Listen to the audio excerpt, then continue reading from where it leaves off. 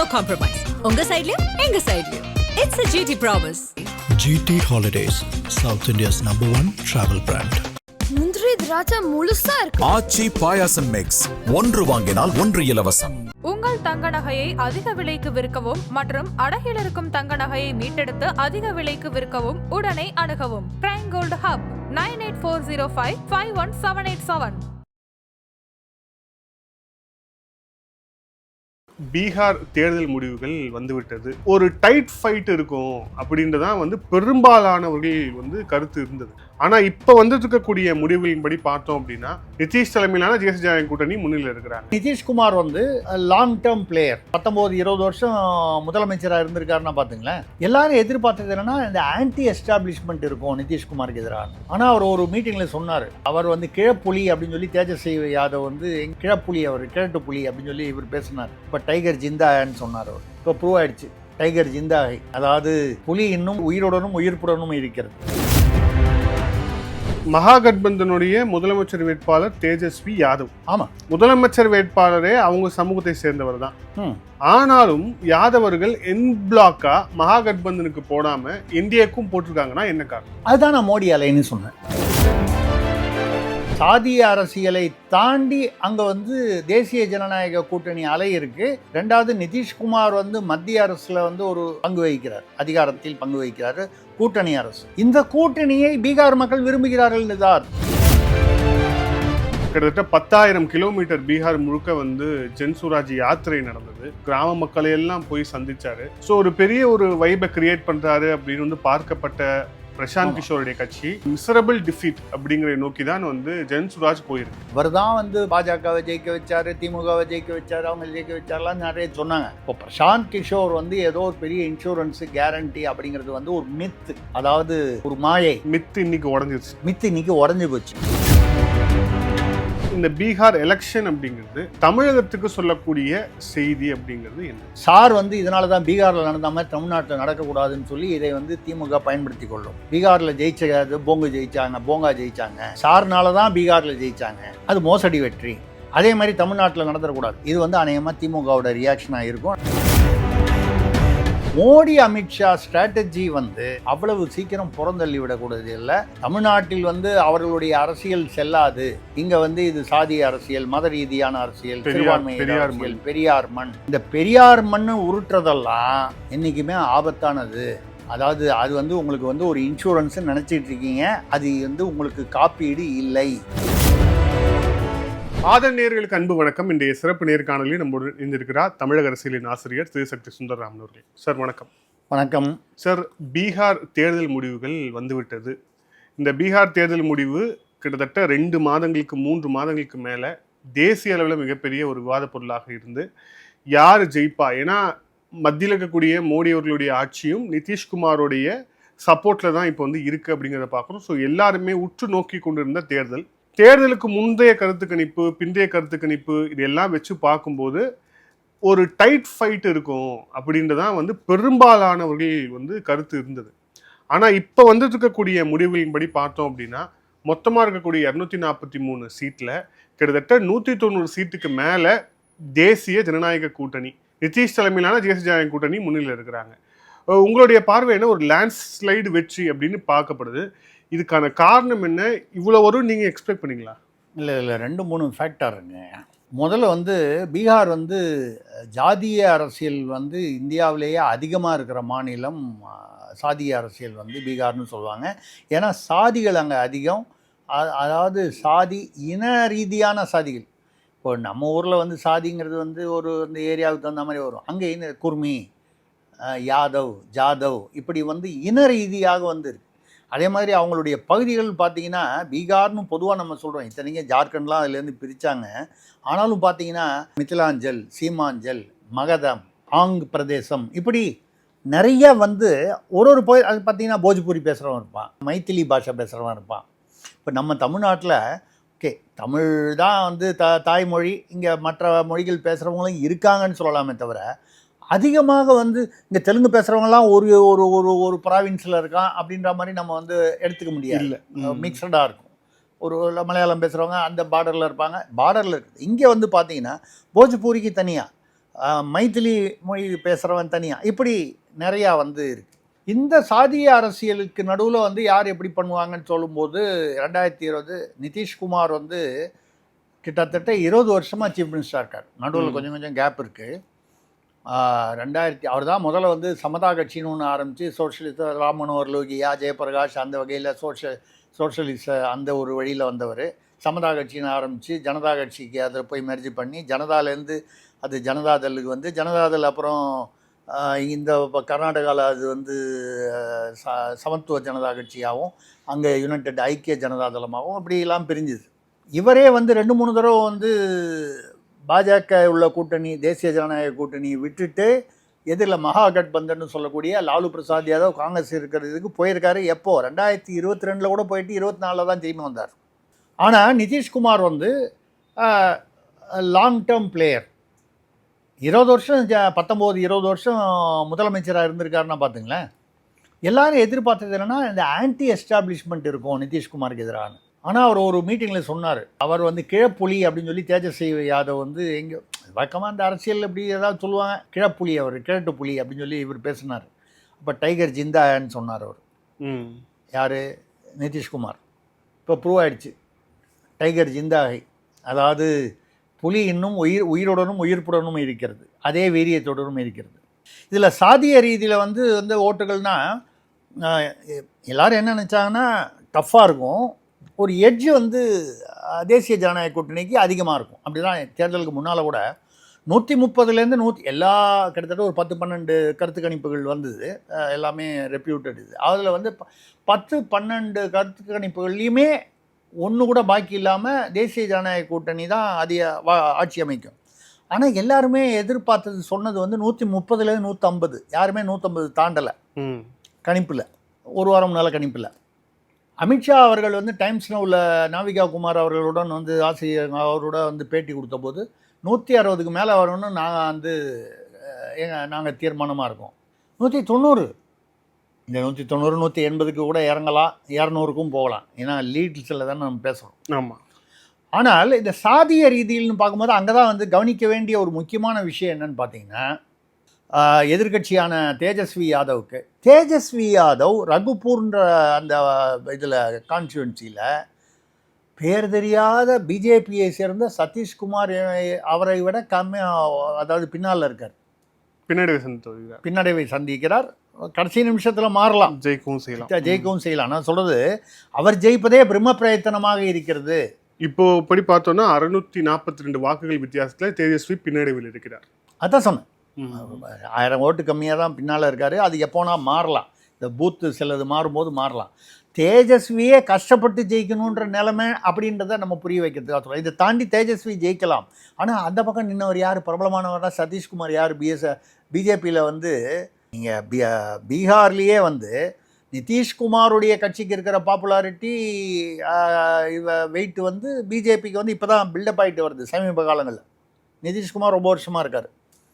அந்த சதீஷ்குமார் யார் அப்படின்னு பார்த்தீங்கன்னா ஒரு பெரிய தலைவர் ஒன்றும் இல்லை, தேசிய அளவில் இப்போ என்ன கேட்டிங்கன்னா யார் தெரில அப்படிங்கிற மாதிரி தான் இருக்குது. அவர்கிட்ட இவர் பின்னடைவில் இருக்காருன்னா அப்போ இது வந்து அலை வந்து மோடி அலை. நீங்கள் மோடி அலை, அமித்ஷா அலைன்னு சொல்லலாம். ஏன் அதை சொல்கிறேன் அப்படின்னா, நிதிஷ் அலை இல்லைன்னு நான் சொல்லலை. நிதிஷுக்கு மிகப்பெரிய ஒரு வெற்றி வந்து அவருக்கு என்னென்னா, 20 வருஷம் இருந்தால் வழக்கமாக வந்து இருக்கக்கூடிய அந்த ஆன்டி எஸ்டாப்ளிஷ்மெண்ட், ஆன்டி இன்கம்பன்சின்றது அவருடைய இந்த இதில் வந்து இல்லவே இல்லை. ஏன்னா இப்போது பிஜேபி அதிகமாக வாங்கி நிதிஷ்குமாருடைய கட்சி கம்மியாக வாங்கியிருந்தால் சிக்கலாக இருக்கும், ஆட்சிக்கு வரதில் சிக்கலாக இருக்கும். அப்படி நடக்கலை. நீங்கள் ஒரு கம்பேரிசன் பார்த்தீங்கன்னா 2020 வந்து பிஜேபி 74, இப்போ லீடிங் வந்து இப்போ உள்ளது வந்து 84. ஜேடியு வந்து அப்போ 43, இப்போ 75 76 இந்த ரேஞ்சில் நிற்குது. தேஜஸ்வி யாதவ், லல்லு பிரசாத் யாதவுடைய கட்சி வந்து அன்றைக்கி 75 ஜெயிச்சது, இப்போ 33 35 நிற்குது. பாதிக்கு வந்துடுச்சு காங்கிரஸ். பேசுகிறோமா அதை பற்றி? பரிதாபமாக இருக்காங்க, நம்ம நினைச்சாலே வேதனையாக இருக்கு. போன வாட்டி 19 சீட்ல ஜெயிச்சிருந்தாங்க காங்கிரஸ், இப்போ வந்து 5ல் லீடிங்கில் இருக்காங்க. 5ல் இருக்காங்க. அந்த 5 ஏன் வந்து லீடிங் வந்ததுன்ற ரகசியம் உங்களுக்கு சொல்கிறேன், தயவு பண்ணி வெளியில் சொல்லிடாதீங்க. கடைசி ஒரு வாரத்தில் மட்டும் 6 நாளோ 5 நாளோ தான் வந்து ராகுல் காந்தி வந்து இங்கே தேர்தல் பிரச்சாரம் பண்ணார் பீகாரில். அவர் மட்டும் முதலேருந்து பண்ணியிருந்தானே இந்த 5மே வந்திருக்காது. அவரை கடைசி நிமிஷத்தில் வர வச்சாங்க பாருங்கள். அதனால தான் இந்த 5ஓட வந்து அவங்க வந்து அதாவது பேருக்கு ஏங்க பிரசாந்த் கிஷோரோட வந்து கம்பேர் பண்ணுற அளவுக்கு காங்கிரஸ் ஆகிடுச்சே. பிரசாந்த் கிஷோருக்கு வந்து என்ன போட்டாங்க 0 to 3 தான் கருத்து கணிப்பில். கிட்டத்தட்ட அந்த 0, 1ன்றதுல தான் 1 தான் இப்போ 5ல் இருந்தது. அதுவும் இல்லை கிட்டத்தட்ட 0 அந்த 0 லெவலுக்கு வந்துருச்சு. எந்த இடத்துலையும் ஜெயிக்க முடியாது. கரெக்ட். காங்கிரஸுக்கு வந்து 10 சீட்டு ஜெயிப்பாங்கன்னு 10, 12ன்னு எல்லாம் இது அந்த கருத்து கணிப்பில் இருந்தாங்க. அந்த கருத்து கணிப்போட மோசமாக இல்லை இருக்குது. இப்போ பிஜேபியோ தேசிய ஜனநாயக கூட்டணியில் நிதிஷ்குமாரோட கட்சி சிராக் பாஸ்வான் எடுத்துங்க. கரெக்ட். 2020 ஒரே ஒரு சீட் ஜெயிச்சார். இப்போ வந்து அவர் 26, 29 22ல் முன்னணியில் இருக்கார். ஆனால் ஒரு 20 சீட் வாங்கலான்னு வச்சுங்க. 1லேருந்து 20 பெரிய ஜம்ப், ஜெயண்ட் லீப்புன்னு சொல்லுவாங்க. சாதி ரீதியாக பார்த்தீங்கன்னா அதான் சொன்னேன், யாதவர்கள் ஓட்டு இதுதான் அவங்களுக்கு கோர் பேங்கிங். யாருக்கு? லாலு பிரசாத் யாதவ். இப்போ உள்ள நிலைமை பார்த்தீங்கன்னா தேசிய ஜனநாயக கூட்டணி வந்து யாதவர்கள் அதிகமாக பெரும்பான்மையாக இருக்க பதில் 31 இடத்துல வந்து முன்னணியில் இருக்காங்க. இவங்க வந்து அது என்ன மகாகட்பந்தன், அவங்க அதை தான் இவங்க வந்து யாதவர்களை அடிப்படையாக கொண்ட யாதவர்களின் கட்சின்னு சொல்லக்கூடிய தேஜஸ்வி யாதவ் நிற்கக்கூடிய கட்சி 27. இதில் ஒரு சின்னது என்னன்னா, மகாகட்பந்தனுடைய முதலமைச்சர் வேட்பாளர் தேஜஸ்வி யாதவ். ஆமாம், முதலமைச்சர் வேட்பாளரே அவங்க சமூகத்தை சேர்ந்தவர் தான். ஆனாலும் யாதவர்கள் என் பிளாக்கா மகாகட்பந்தனுக்கு போடாம என்டிஏக்கும் போட்டிருக்காங்கன்னா என்ன காரணம்? அதுதான் நான் மோடி அலைன்னு சொன்னேன். அது ஏன் வந்து மோடி அலைன்னு சொல்கிறேன் அப்படின்னு சொன்னால் நீங்கள் கேட்பீங்க, ஏன் அது நிதிஷ்குமார் அலைன்னு ஏன் சொல்லலை நீங்கன்னு. அதாவது ஒரு லாஜிக்கல் பாயிண்ட் ஆஃப் வியூவில் அந்த ஆர்குமெண்ட் வரலாம். அப்படி அந்த நிதிஷ்குமார் அலையாக இருக்கும் பட்சத்தில் நிதிஷ்குமார் வந்து 101 அதே கிட்டத்தட்ட போன தடவை என்ன 43 பதில் 75. அப்போது நிதிஷ்குமாருக்கு ஆன்டி இன்கம்பன்சி தான் வந்து இருக்கக்கூடிய வாய்ப்புகள் அதிகம். எந்த ஒரு ஆட்சியுமே 5 வருஷம் இருந்தாலே வரணும் போது கிட்டத்தட்ட சமீப காலங்களில் வந்து எக்ஸப்ட் இந்த சீதாராம் மஞ்சி நடுவில் ஒரு இடைப்பட்ட காலத்தில் இருந்தார்.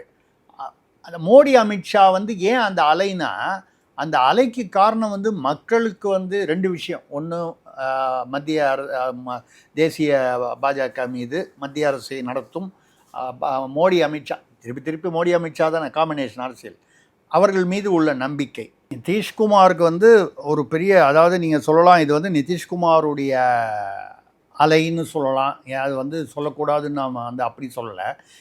ஏன் அதுக்கு சொல்கிறதுக்கும் ஒரு வாய்ப்பு இருக்குது. என்னென்னா 43 2020 வாங்கினது இப்போ வந்து கிட்டத்தட்ட 75 சீட்டில் முன்னணியில் இருக்காங்க. ஒரு 70, 75 இந்த ரேஞ்சிலேயே வந்து ஜெயிப்பாங்க அப்படின்னு நம்ம எதிர்பார்க்கலாம். இப்போ 43 to 75 இவங்க. பிஜேபி வந்து 74 to 84. அதாவது பிஜேபியோட வளர்ச்சியை விட நிதிஷுக்கான சப்போர்ட் அதிகமாக இருக்குது அப்படின்னு சொல்லும்போது நிதிஷ்குமாருக்கு ஒரு அலைன்னு. இப்போ நிதிஷ்குமார் 43லேருந்து 75ன்னா கிட்டத்தட்ட ஒரு 50% அதிகமாக சீட்டாக பிஜேபிக்கு அந்தளவுக்கு இல்லை. ஆனால் ஏன் வந்து இது சொல்கிறேன்னா, மோடி அலைன்னு சொல்கிறது ஒரு பக்கம், மோடி அமித்ஷாவுடைய ஸ்ட்ராட்டஜி சாதுரியம் என்ன, இஸ்லாமியர்கள் வாக்கு, யாதவர்களுடைய வாக்கு இந்த பக்கம் விழுது அப்படின்னு சொன்னால் கண்டிப்பாக அதே மாதிரி ஜாதவர்கள்ன்றது அவர்கள் வந்து பட்டியல் சமூகத்தை அவர்களுடைய இது 3 தான் அந்த பக்கம் எதிர்பக்கம் இருந்தது. இண்டி கூட்டணிக்கோ இல்லை வந்து அவங்களுக்கு இருந்தது. அது கம்ப்ளீட்டாக, அதாவது அது உடஞ்சி போச்சு, கம்ப்ளீட்டாக வந்துருச்சு. இல்லைன்னா 75 சீட்டு வாங்கின ராஷ்ட்ரிய ஜனதாதளம் 33 சீட்டில் தான் லீடிங் இருக்குது. தேஜஸ்வி யாதவ் பின்னடைவில் இருக்கார் தலைவரே. அதோட இன்னொருத்தர் அவர் பேர் என்ன, வினோத்குமார்னு, அவர் தான் நம்பர் 2 கிட்டத்தட்ட, அவருமே பின்னடைவில் இருக்கார். டாப் 2 லீடர்ஸ் வந்து பின்னடைவில் இருக்காங்க.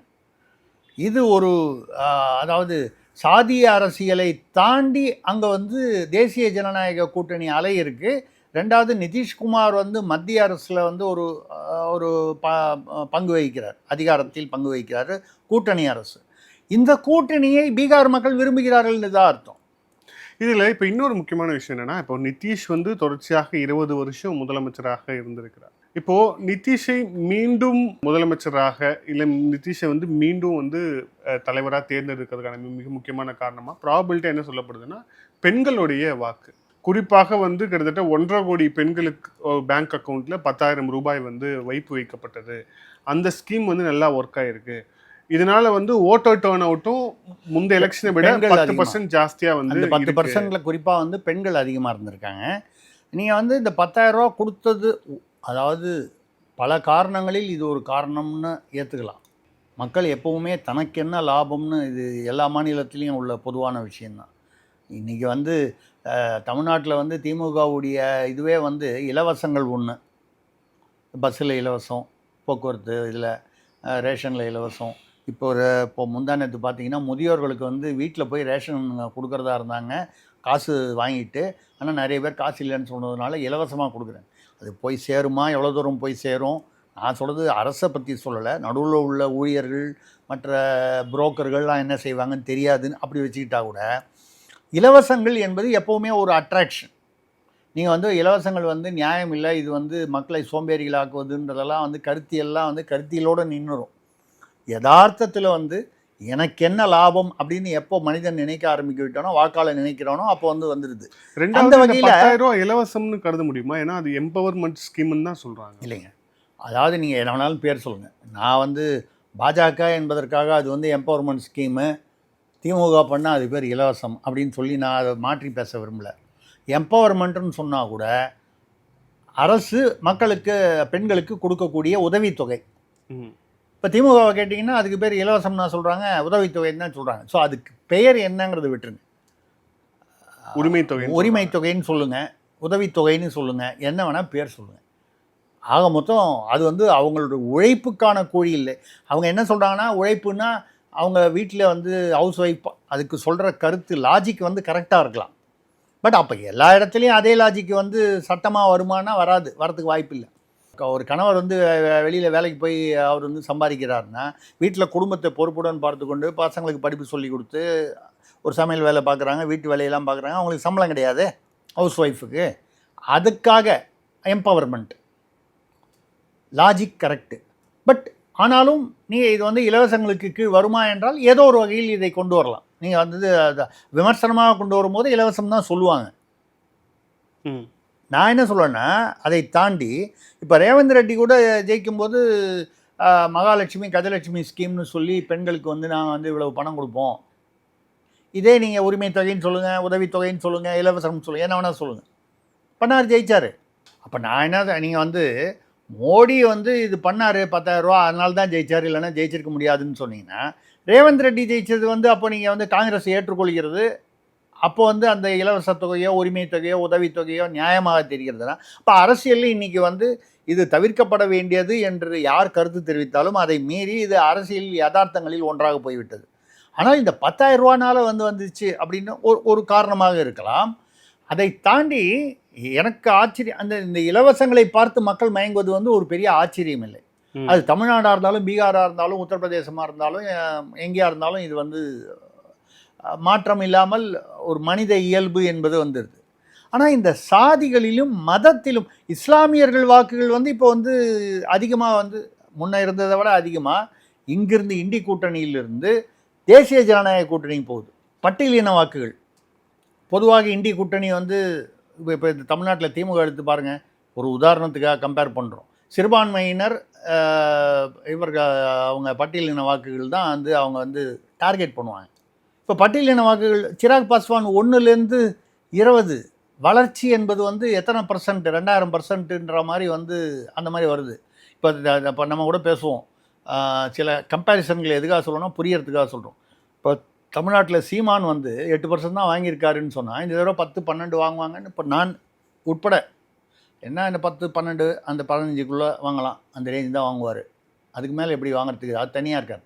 ஆனால் இது வந்து சீமான் போன்றவர்களுக்கு வந்து இது வந்து ஒரு என்ன சொல்கிறது, ஒரு ஒரு ஒரு அட்வைஸோ ஆலோசனையோ சரியான கூட்டணி இருந்தால், ஏன்னா இந்த சிராக் பாஸ்வான் நடுவில் வந்து கோச்சிக்கிட்டு பிஜேபி என்டிஏ கூட்டணியிலேருந்து விலகி போனார்.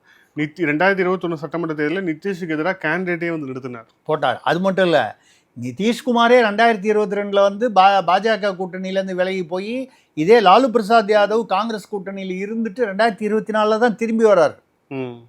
யார்? நிதிஷ்குமார். சிராக் பாஸ்வான்கிறது எங்கேயோ அதாவது வாக்கு சதவீதத்தில் வந்து கம்மியாக இருக்கார், ஆட்சியில் இல்லை அவர். அப்போ சிராக் பாஸ்வானை வந்து அப்போ விட்டுட்டு போனபோது அவருடைய மாமாவோ என்னமோ அவர் கட்சியில் தனியாக பாதியாக உடச்சி அவர் ஒரு இதாக கட்சி வச்சுருந்தார். அவருடைய ஆட்சிக்கெலாம் மத்தியில் கொடுத்தாங்க. அப்புறம் சிராக் பாஸ்வான் ஏதோ சமாதானம் பேசி வந்தாங்க. 26 29 சீட்டில் நின்னார். 22 சீட்டில் முன்னணியில் இருக்கார். 20 வாங்குவாருன்னு. அப்போது இந்த ஒரு சீட்டுங்கிறது சரியான கூட்டணி இருந்தால் 20 மாறுவதற்கு 20 டைம்ஸ்னா பாத்தீங்க சதவீதம். சிராக் பாஸ்வான் சொல்லும் செய்தி வந்து சீமானுக்கான செய்தி. சீமானுக்கு புரியணும். தனியாகவே நின்று நம்ம வந்து எவ்வளோ நாள் வந்து வேஸ்ட் பண்ணுறது? நான் பாஜக கூட்டணியில் சேரணுமா இல்லை வேறு எந்த கூட்டணியில் நம்ம ஒன்றும் அட்வைஸ் கொடுக்கல. அது அவருடைய விருப்பம். ஏதோ ஒரு கூட்டணியில் சேர்ந்தால்தான் வந்து சட்டமன்றத்திற்கு போக முடியும்.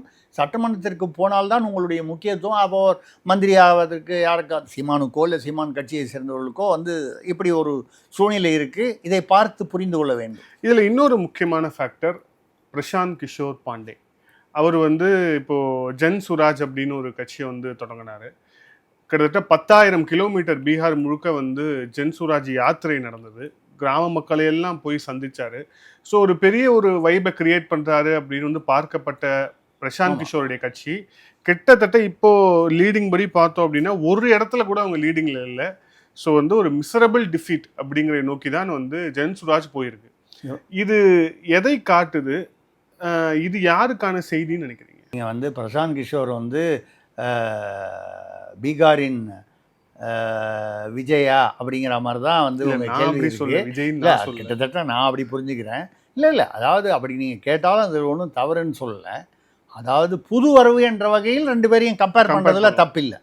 பிரசாந்த் கிஷோர்கிட்ட இருந்த ப்ளஸ் பாயிண்ட் எல்லாம் என்னன்னு கேட்டிங்கன்னா, அவர் தான் வந்து பாஜகவை ஜெயிக்க வச்சார், திமுகவை ஜெயிக்க வச்சார், அவங்க ஜெயிக்க வச்சார்லாம் நிறைய சொன்னாங்க. ஆனால் அவர் ஆலோசனை கொடுத்து ஒரு முறை வந்து காங்கிரஸ் முறை யூபியில் தோற்று போயிருக்கு. இப்போ பிரசாந்த் கிஷோர் வந்து ஏதோ ஒரு பெரிய இன்சூரன்ஸு கேரண்டி அப்படிங்கிறது வந்து ஒரு மித்து, அதாவது ஒரு மாயை. மித்து இன்னைக்கு உடஞ்சி போச்சு. ஜெயிச்சதுனால அவர் வந்து 400 கோடி கீழே யார்ட்டையுமே வாங்குறது இல்லைன்னு சொல்லிட்டு இருந்தார். இது வந்து சினிமா மாதிரி தாங்க. மறுபடியும் நம்ம திராவிட அரசியல்னு வந்தால் சினிமா கம்பேர் பண்ணுறதுக்கு வேறு வழியே இல்லை தமிழ்நாட்டில் இருந்துக்கிட்டு. அதே தான். ஏன்னா ஒரே பெரிய மாஸ் ஹீரோவுக்கு சேர்ந்தா மாதிரி 2 படம் 3 படம் வந்து ஃப்ளாப் ஆச்சுன்னா அவர் எந்திரிக்கிறது கஷ்டம், எவ்வளோ பெரிய ஹீரோவாக இருந்தாலும். நீங்கள் இப்போ ரஜினிகாந்த் எடுத்துக்கிட்டிங்கன்னா ஒரு படையப்பா மாதிரியோ தளபதி மாதிரியோ பாட்ஷா மாதிரியோ அவர் படம் கொடுத்து 10 வருஷத்துக்கு மேலே ஆகுது. இப்போ கூட பார்த்தீங்கன்னா ரஜினிகாந்தும் கமல்ஹாசனும் சேர்ந்து சி சுந்தரோட ஒரு படம் பண்ணதாக இருந்தாங்க. சி சுந்தர் வந்து சில கசப்பான காரணங்கள்லாம் வந்து விளைவிக்கிறேன்ட்டார். காரணம் என்னென்னா, முன்னாலெல்லாம் வந்து அந்த கதையில் வந்து ரஜினிகாந்த் அவர்கள் கவனம் செலுத்தினார். தளபதி எடுத்துங்க, மம்முட்டியோட பண்ணார். Baasha in fact legendary movie, Padayappa, இப்போ வரக்கூடிய படங்கள் எல்லாமே அந்த அவர் சும்மா நின்ன இடத்துல கை காலாசி வயது அப்படிங்கிறத தாண்டி அந்த கதையம்சத்தில் கவனம் செலுத்தாததுனால. அதே மாதிரி தான் கண்டினியூஸாக ஒரு 4 படம் வந்து ஃப்ளாப் ஆச்சுன்னு வச்சுங்க. ரஜினிகாந்தாவே இருந்தாலும் சரி, எவ்வளோ பெரிய ஹீரோவாக இருந்தாலும் சரி, மறுபடியும் வந்து அந்த பழைய இடத்தை பிடிப்பது கஷ்டம். அந்த மாதிரி பிரசாந்த் கிஷோர் வந்து மற்றவங்களுக்கெல்லாம் அட்வைஸ் பண்ணார். ஆனால் அவர் ரொம்ப என்னை பொறுத்த வரைக்கும் ஒரு சாதுரியமாக இந்த கடைசி நிமிஷத்தில் ஒரு சமாளிப்பு என்ன பண்ணார்னா, நான் நிற்கலை, என் கட்சி மட்டும்தான் நிற்கும்னார். இது கிட்டத்தட்ட 2016 மக்கள் கூட்டணியில் வைகோ பண்ணது. கோயில்பட்டியில் நிற்கிறேன்னு சொல்லிட்டு அதுக்கப்புறம் நிற்கலை. இப்போ கட்சி தோத்துருச்சுன்னா வைகோ நின்று தோத்தாருன்ற அவமானம் இல்லாமல் போச்சு இல்லை? அதையே தான் பிரசாந்த் கிஷோர் இப்போ பண்ணியிருக்காரு. இப்போ பிரசாந்த் கிஷோர் வந்து மக்கள் வந்து என்னை வந்து ஒன்றும், அதாவது தனக்கு ஒன்றும் பாதிப்பு இல்லை, கட்சி தான். ஏன் நீங்கள் அவ்வளோ தூரம் போவானே? கமல்ஹாசன் எடுத்துங்க, உலகநாயகர். அவரை அதை வந்து எந்த திமுகவுக்கு எதிராக டார்ச் லைட்டுன்னு சொல்லி ஊழலை ஒழிப்பேன்னு சொல்லி பேசி மு.க. ஸ்டாலின் என்று சொன்னாலே கருணாநிதி என்ற பெயருக்கு அவமானம்லாம் பேசினவர் இன்றைக்கி ராஜ்யசபா எம்பி திமுக சார்பில் தான் போயிருக்காரு. கட்சி கிட்டத்தட்ட கலைஞ்சு போன மாதிரி தான் இருக்குது. அது ஒன்றும், அதாவது அஃபிஷியலாக கலைக்கலையே தவிர பெருசாக ஒன்றும் கட்சி இல்லை. ஆனால் ஏன் பிரசாந்த் கிஷோருக்கு ஓட்டு போடல மக்கள்? 10,000 கிலோமீட்டர் பயணம் பண்ணியிருக்கிறாரு. அவங்க மாநிலத்தை சேர்ந்த ஒரு படித்த ஒரு இளைஞராக இருக்கிறாரு. தேசிய அளவில் அவருக்கு ஒரு முகம் இருக்கு. அந்த மாநிலத்துக்கு தேவையான வருவாயை ஈட்டி தருவோம்னு சொல்லிட்டு ஒரு ப்ரொக்ரெசிவான அரசியல் தான் கொண்டு வந்தாரு. நீங்க சொல்றதுல காந்தியை நான் முன்னிறுத்தினாரு. முரண்படுறேன். தேசிய லெவலில் அவருக்கு ஒரு முகம் இருக்குன்னு சொல்றீங்க பாருங்க, நான் இல்லைன்னு சொல்றேன். ஏன்னா தேசிய அளவில் நீங்க சொல்றது வந்து கட்சிகளுக்கு நடுவுலையும் இந்த ஸ்ட்ராட்டஜிஸ்டுகளுக்கு நடுவுலையும் அவருக்கு முகம் இருக்கு. ஒத்துக்கிறேன். ஆனால் வாக்காளர்கள் மத்தியில் என்ன முகம் இருக்கிறது, அதுதான் இப்போ வெளுத்துருச்சு சாயம். இது வேறு அது வேறு. வாக்காளர்கள் மத்தியில் என்ன முகம் இருக்கிறது பிரசாந்த் கிஷோருக்குன்னா ஜீரோ. அந்த ஜீரோ தான் இங்கே எதிரொலிச்சிருக்கு. நீங்கள் வந்து இல்லை என் கட்சியில் வந்து இப்போ திமுக வந்து பிரசாந்த் கிஷோரை நம்ப வேண்டுமென்றால் யார் நம்ப வேண்டும்? சபரீசன் நம்பினா போதும். ஒரு உதாரணமாக சொல்கிறேன், யாரையும் வந்து கூட குறைச்சி சொல்லலை. சபரீசன், ஏன்னா அங்கே வந்து அவர் ஒரு ஸ்ட்ராட்டஜிக் டிசிஷன் மேக்கராக இருக்கார்.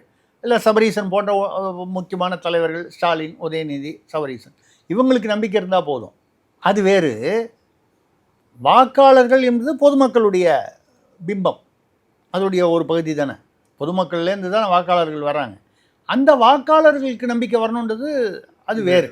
அந்த வகையில் இவர் பேரில் வந்து தொழில் ரீதியாக இருந்த நம்பிக்கை வந்து யாருக்கு இருந்தது? அந்த தொழிலில் அரசியல் என்ற தொழிலில் ஈடுபட்ட அந்த அரசியல் கட்சிகளிடம் இருந்தது. இப்போ சுனில் கனகலு பார்த்தீங்கன்னா முன்னால் திமுகவுக்கு தமிழ்நாட்டில் வந்து அட்வைஸ் பண்ணியிருந்தார். அதுக்கப்புறம் எடப்பாடி அவர் தலைமையான அதிமுக பண்ணியிருந்தார். இப்போ மறுபடியும் திமுகவுக்கு பண்ணுறாரு. ஸோ மாறி மாறி யார் அவரை, சுனில் கனகலுவை நாம் உதாரணமாக சொல்கிறோம், பிரசாந்த் கிஷோரை, இல்லை வேற ஒருத்தரை. இப்போ விஜய்கிட்ட ஜான் ஆரோக்கியசாமி இருக்கார், அவரும் அதே மாதிரி ஸ்ட்ராட்டஜிஸ்ட் தான். இவளை வந்து அந்தந்த கட்சி தலைவர்கள் தலைமை அவர்களுக்கு நம்பிக்கை இருக்கிறது. நீங்கள் அதனால் வாக்காளர்களுக்கு அந்த இப்போ ஜான் ஆரோக்கியசாமி வாக்கு வங்கி என்ன இருக்க முடியும்? நான் வந்து அவரை குறை சொல்லலை. ஜான் ஆரோக்கியசாமி ஒரு பெரிய பாப்புலர் தலைவர் இல்லை. அங்கே ஓட்டு வந்து விஜயை நம்பி தான், புஷி ஆனந்த நம்பி கூட இல்லை, விஜய் என்ற தலைமையை நம்பி தான், நடிகரை நம்பி தான். அவர் நடிகர்ன்றதுனால அந்த அந்த மாஸ் பாப்புலாரிட்டினால எப்படி வேணாலும் வச்சுக்கலாம். ஆனால் விஜய்க்கு தான் ஓட்டு. கீழே இருக்கிற ஆதவர்ஜுனாவுக்கு கூட ஓட்டு கிடையாது. அதோ அவர்கள் தன்னுடைய நிர்வாக திறமையை காமிக்கலாம். இந்த நிர்வாக திறமை வந்து எப்படி இருந்துச்சுன்னு தான் கரூரில் பார்த்தோம். இப்போ கொஞ்சம் கொஞ்சம் இம்ப்ரூவ் பண்ணிக்கிட்டு வர்றாங்க. தேர்தலுக்குள்ளே பிக்கப் பண்ணலாம். நம்ம வாழ்க வளர்க. நம்ம சொல்கிறது என்னென்னால், இந்த மாதிரி அந்த கூட்டணி அரசியல் சரியாக ஒரு முடிவு எடுக்கலைன்னா என்ன ஆகுன்றதுக்கு பிரசாந்த் கிஷோர் ஒரு பெரிய உதாரணம். அதில் வேறு விட்டார் அவர்.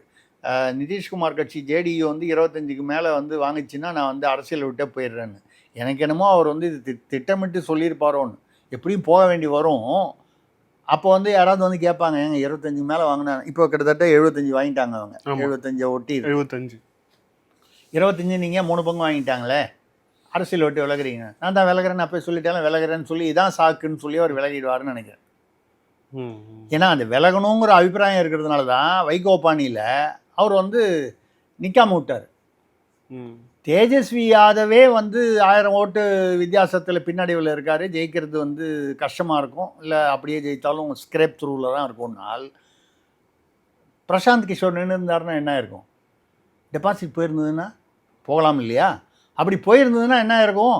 ஐயா அவர் ஏற்கனவே வந்து பண்ணிகிட்டு இருக்கிற தொழிலில் கொஞ்சம் கொஞ்சம் பாக்கி இருக்கிறதும் வந்து அடிபட்டு போயிடும்.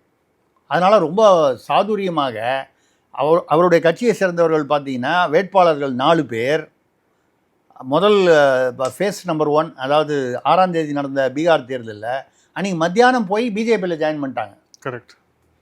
வேட்பாளர்கள், இவருடைய வேட்பாளர்களுக்கே கட்சியின் மீதோ கட்சி தலைமை மீது நம்பிக்கை இல்லைன்னா மக்களுக்கு எப்படி வரும்? இப்போ நீங்கள் கேட்ட கேள்விக்கு அதான் பதில். அவ்வளவு பிரபலமான முகம். யாரிடையே பிரபலமான முகம்? ஒரு சில கட்சிகளுடைய நிர்வாகிகளிடையே பிரபலமான முகம் தானே தவிர பொதுமக்களிடையே இல்லை. 10,000 கிலோமீட்டர் போனேன்னா ராகுல் காந்தி கூட தான் நடந்தது. ராகுல் காந்தி நடந்திருக்கிறதுக்கு அவர் வந்து கிட்டத்தட்ட மகாத்மா காந்திக்கு அப்புறம் ராகுல் காந்தி தான் எனக்கு தெரிஞ்சு அதிகமாக நடந்திருக்கார். நான் சொல்கிறது பாத யாத்திரை. ஏதோ காங்கிரஸை பிடிச்ச நல்ல காலம், கடைசி ஒரு வாரத்தில் மட்டும் அவர் வந்து இது வந்து பிரச்சாரம் பண்ண வச்சாங்க. அதனால் வந்து ஒரு 5 சீட்டாவது வருது. இப்போது காங்கிரஸை பிடிச்ச நல்ல காலம். முதலேருந்தே இவர் வந்து ஒரு கால் பிரச்சாரம் பண்ண வச்சுருந்தாங்கன்னா இந்த 5 இல்லாமல் 0 வந்திருக்கும்.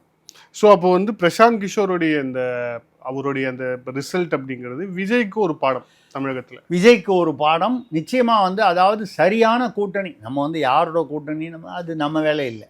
நமக்கு அந்த மாதிரி எந்த ப்ரிஃபரன்ஸும் கிடையாது.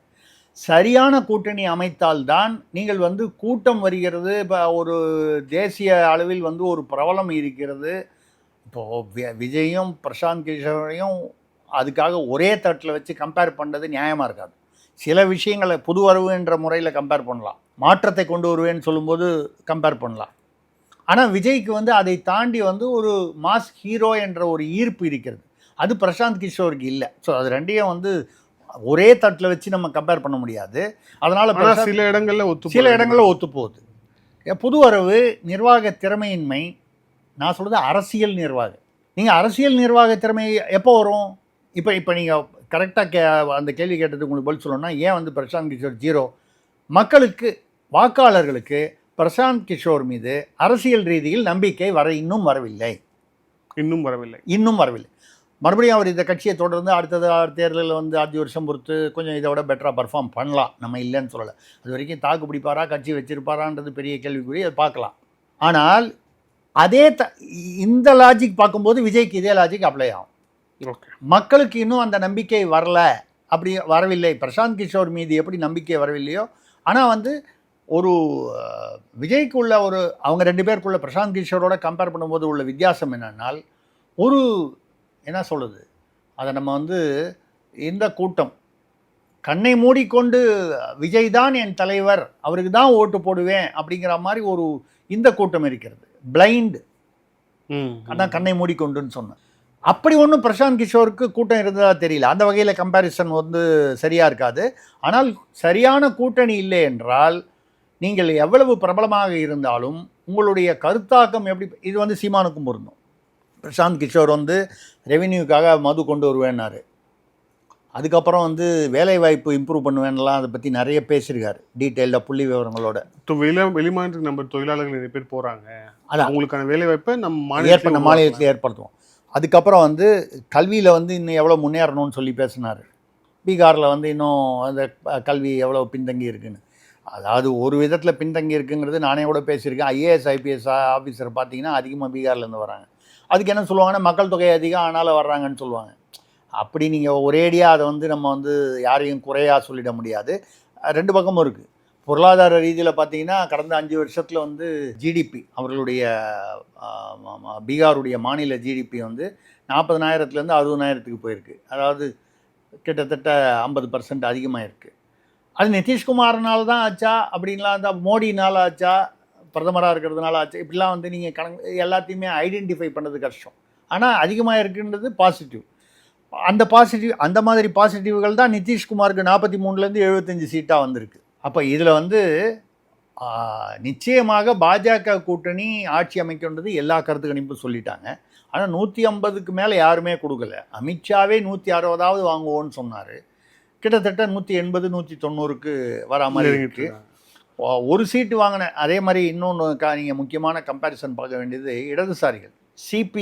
சிபிஐன்னு ஒன்று இருக்குது, சிபிஐ மார்க்சிஸ்ட் ஒன்று இருக்குது, மார்க்சிஸ்ட் லெனினிஸ்ட்னு ஒன்று இருக்குது. இங்கே தமிழ்நாட்டில் அது இல்லை, அரசியல் களத்தில் இல்லை, அங்கே இருக்குது.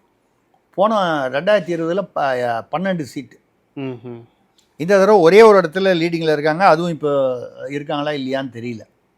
அப்படியே இருந்தாலும் அந்த 1-2 தான். 3 கம்யூனிஸ்ட் கட்சியும் சேர்ந்து 7 இடத்துல லீடிங்னு பார்த்தேன் கொஞ்சம் நேரத்துக்கு முன்னால். அப்போ மிஞ்சி போனால் அதுலேயும் வந்து 12 இருந்தவங்க 1லையோ 2லையோ தான் லீடிங் இருக்காங்கன்னா பெரிய இழப்பு. அந்த 12 அன்றைக்கி இந்தி கூட்டணியில் இருந்தாங்க. அப்போது நாடு முழுக்க இடதுசாரிகள் அந்த அந்த அந்த சித்தாந்தம் வந்து அடிபட்டு கொண்டு வருகிறது. தமிழ்நாட்டிலே பார்க்குறோம்.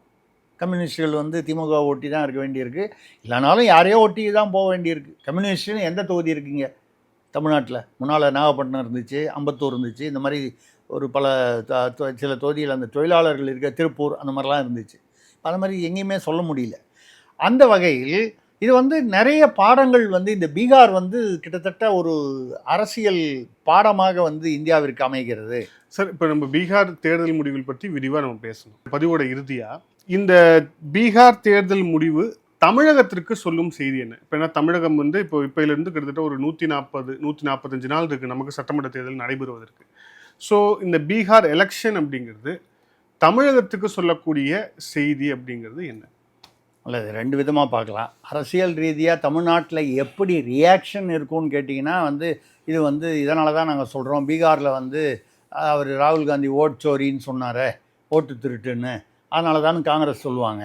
அவங்க தோற்றதுக்கு ஏதோ ஒரு காரணம் சொல்லணும். ராகுல் காந்தி தான் காரணம்னு சொல்ல முடியுமா? அது எல்லாருக்குமே தெரியும். இருந்தால் கூட அது ஏதோ ஒரு காரணம் சொல்லணும். அவங்கவுங்க தோற்றதுக்கு மக்கள் தீர்ப்பு, மகேசன் தீர்ப்புன்னு கலைஞரே பேசியிருக்காரு. மக்கள் தீர்ப்பே மகேசன் தீர்ப்பு. கடவுள் மேல் நம்பிக்கை இல்லாதவராக சொல்லப்படுகிற மகேசனை பற்றி பேசியிருக்கிறார். அது ரைட்டு. அதெல்லாம் அந்தந்த நேரத்துக்கு தர்மத்தின் வாழ்வுதனை சூதுக்கவும் தர்மம் அப்படி ஜெயலலிதா தோற்றபோது பேசியிருக்காங்க. இதெல்லாம் அரசியல்வாதிகளுடைய அரசியல் பேச்சுக்கள். அந்த வசனங்களை விட்டு விட்டு பார்த்தால் இப்போ அந்த ஓட்சோரின்னு சொல்லுவாங்க. சார் இதனால தான் பீகாரில் நடந்த மாதிரி தமிழ்நாட்டில் நடக்கக்கூடாதுன்னு சொல்லி இதை திமுக பயன்படுத்தி கொள்ளும். பீகாரில் போங்கா ஜெயித்தாங்க, சார்னால தான் பீகாரில் ஜெயித்தாங்க, அது மோசடி வெற்றி. அதே மாதிரி தமிழ்நாட்டில் நடந்துடக்கூடாது. இது அநேகமாக திமுகவோட ரியாக்ஷனாக இருக்கும். நம்ம அடுத்த தடவை பேசும்போது அநேகமாக இது பேசியிருப்பாங்க, நம்ம அதை பற்றி பேச வேண்டி வரும். ஆனால் அதை தாண்டி தெரிந்து கொள்ள வேண்டிய பாடம் என்னன்னால், மோடி அமித்ஷா ஸ்ட்ராட்டஜி அவ்வளவு சீக்கிரம் புறந்தள்ளி விடக்கூடாது இல்லை. தமிழ்நாட்டில் அவர்களுடைய அரசியல் செல்லாது. இங்கே இது சாதிய அரசியல், மத ரீதியான அரசியல், சிறுபான்மையினர் அரசியல், பெரியார் மண் அப்படின்லாம் பெரியார் மண்ணு சொல்கிற இடத்துல தான் திருப்பரங்குன்றத்துலேயோ திருச்செந்தூர்லேயோ திருத்தணியிலையோ நீங்கள் மாநாடு போட்டாலும் சரி, ஒரு திருவிழானாலும் சரி, லட்சக்கணக்கில் மக்கள் கூப்பிடாமையே வராங்க. இது பெரியார் மண்ணுன்னு சொல்கிற இடத்துல தான். இன்றைக்கி நாத்திகவாதம்னு சொல்லி கூட்டம் போட்டிங்கன்னா நீங்களாக 200 ரூபா கொடுத்து கூட்டு வரத்துக்கு தான் வேண்டியிருக்க தவிர யாரும் வரதில்லை. ஆனானப்பட்ட நாத்திகவாதத்தை சேர்ந்த திமுகவை சேர்ந்த மந்திரி கேஎன் நேருவே தனக்கு ஒரு பிரச்சனை வந்தால் திருப்பதியில் போய் 44 லட்சம் ரூபாய்க்கு அன்னதானம் பண்ண வேண்டியிருக்கு. சீர்காழி சட்டநாதர் கோயிலில் போய் உழுந்து கும்பிட வேண்டியிருக்கு. நான் தப்புன்னு சொல்லலை, அவருடைய சுய விருப்பம். ஆனால் வெளியில் பேசும்போது வேறு மாதிரி பேசுகிறாங்களே, அதுக்காக சொல்கிறேன். அப்போது இந்த பெரியார் மண்ணு உருட்டுறதெல்லாம் என்றைக்குமே ஆபத்தானது. அதாவது அது உங்களுக்கு ஒரு இன்சூரன்ஸ்ன்னு நினச்சிட்டு இருக்கீங்க, அது உங்களுக்கு காப்பீடு இல்லை. அதை தாண்டி மோடி அமித்ஷாவுடைய அந்த டீம் அரசியல் சாணக்கியத்தனத்தில் தமிழ்நாடு அரசியலை அவர்களுடைய சாணக்கியம் செல்லாது என்று நீங்கள் அதாவது அப்படி லூஸாக நினச்சி விட்டீங்கன்னா தேஜஸ்வி யாதவுக்கான கதி திமுகவிற்கும் ஆகலாம்னு சொல்கிறோம். ஆயிடும் நம்ம சொல்லலை, ஆகணும் நம்ம சொல்லலை. ஆகலாம், உஷாராயிருங்க. ஏன்னா அரசியல் திடீரென்று மாறும். சிராக் பாஸ்வான் 1லேருந்து 20க்கு போகலாம், தேஜஸ்வி யாதவ் பின்னடைவில் போகலாம். இதெல்லாம் நடக்கும் பொழுது ஏன் மற்றதெல்லாம் நடக்கக்கூடாது? அந்த வகையில் தமிழ்நாட்டில் நீங்கள் திருப்பி சார் சார் மோசம், அந்த சார்ன்ற திட்டம் மோசம்னு அந்த இதெல்லாம் பேசி இந்த நீட் தேர்வு, கச்சத்தீவு மாதிரி அந்த வகையில் அதை பேசிக்கிட்டே இருந்தீங்கன்னா ஏதோ சொல்லுவாங்க. நான் கூட நிறைய இதெல்லாம் சொல்லியிருக்கேன், மறுபடியும் ரிப்பீட் பண்ணுறேன். சுதந்திரத்தை பற்றி நாங்கள் கனவு, அதை வெற்றியை பற்றி நீங்கள் கனவு கண்டு கொண்டு இருக்கும்போது கட்டி இருக்கும் கோமணமும் பறிபோகும் ஆபத்து இருக்கிறது. நான் இந்த இடத்துல கோமணம்னு சொல்வது வாக்குகள். இதை இவர்கள் எச்சரிக்கையாக எடுத்துக்கொள்ள வேண்டும். ஏனென்றால் மக்களுடைய இதை அவ்வளவு சீக்கிரம் கலைஞர் இருக்கும்போது ஒரு தடவை பேசினார். இன்னும் அந்த தமிழ்நாட்டு ஜனங்களை நம்பவே முடியல. நம்ம திமுக கூட்டத்துக்கு பார்த்தா லட்சக்கணக்கில் உட்காடுறாங்க. அப்போல்லாம் அந்த 200 ரூபா கொடுத்து கூட்டு வர்ற பழக்கம்லாம் வராததுக்கு முன்னால், எம்ஜிஆர் அந்த பீரியட்லன்னு வச்சுங்களேன், அந்த பீரியட் அவ்வளோ வரான். எம்ஜிஆர் ஜெயலலிதா இருந்த பீரியடில், எடப்பாடிக்கு முன்னால் அவ்வளவு கூட்டம் வரான் லட்சக்கணக்கில் திமுகவுக்கு. ஆனால் அந்த கூட்டம்லாம் ஓட்டு போட்டு தான் நம்ம ஜெயிச்சிருக்கணுமே. இந்த தமிழ்நாட்டில் கூட்டத்தை வச்சு நம்ம வெற்றியை எதிர்பார்க்கக்கூடாதுன்னு கலைஞரே பேசியிருக்காரு. ஸோ இந்த பாடத்தை இப்பொழுது ஆள்பவர்களும் உணர வேண்டும். உணர்ந்து அவரவர்கள் எப்படி செயல்பட வேண்டுமோ, இதில் யார் ஜெயிக்கிறாங்கன்றது மக்களுடைய தீர்ப்பு. ஆனால் மக்களுடைய தீர்ப்பு நீங்கள் எதிர்பார்க்குற மாதிரி தான் இருக்கும் அப்படின்னு சொல்லி எந்த கட்சியுமே டேக் இட் ஃபார் கிராண்டட்ங்கிறது இல்லை. அப்படிங்கிறது பீகார் ஒரு மிகச்சிறந்த உதாரணம். நன்றி சார். பல்வேறு கேள்வி. Thank you sir. Thank you sir. மிக்க நன்றி. வணக்கம்.